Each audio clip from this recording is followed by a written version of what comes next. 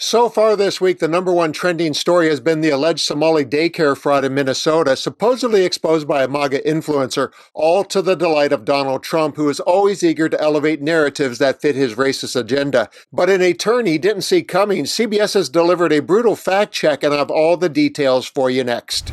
I'm Dan, and welcome to another Occupy Democrats video. To get all of our reports about Trump's continued dance with white nationalism from within his always dysfunctional White House, please hit that subscribe button. Let's begin with his own words and a quick recap of the story via his proxy and equally cartoonish and bombastic son, Don Jr., and the influencer. The Somalians should be out of here. They've destroyed our country. We're going to go the wrong way if we keep taking in garbage into our country. Let them go back to where they came from. The mayor of Minneapolis, Jacob Frey, is saying that he's actually proud to have the largest Somali community in the country, and his police chief. Well, he's a fool. Well, his police chief is also saying. I wouldn't be proud to have the largest Somalian. Look at their nation. Look how bad their nation is. It's not even a nation. It's just people walking around killing each other. Look, these Somalians have taken billions of dollars out of our country.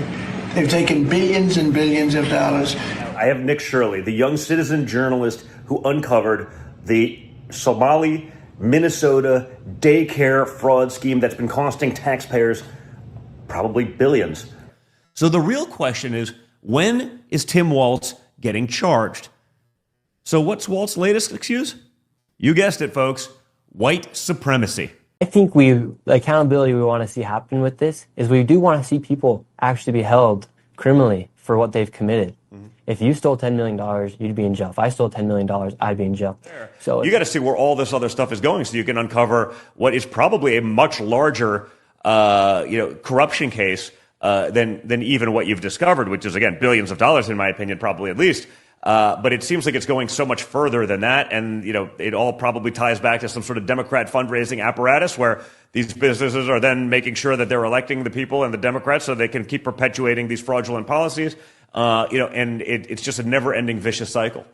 So that was Don Jr. showing that he is a Trump by veering from what's in front of him and driving the conversation into a conspiracy ditch.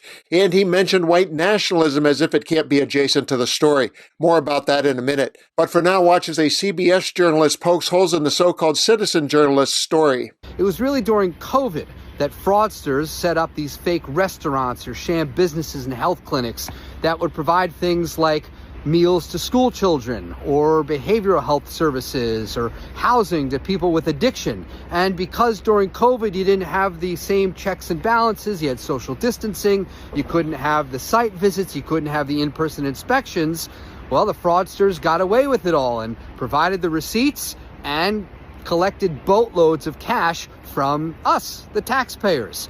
More than 90 people have been charged in the schemes, mostly Somalis, and more than 60 people have been convicted. Now you have this viral video getting traction online. It's from influencer Nick Shirley, and he visited several daycares, Somali-owned daycares in the Twin Cities, and basically accused them of doing the same thing, running these sham operations where kids didn't show up, but still billed the federal government and collected millions of dollars in Medicaid funds. We visited those sites too, as did state inspectors many times over the last 6 months. And we found the facts on the ground tell a different story.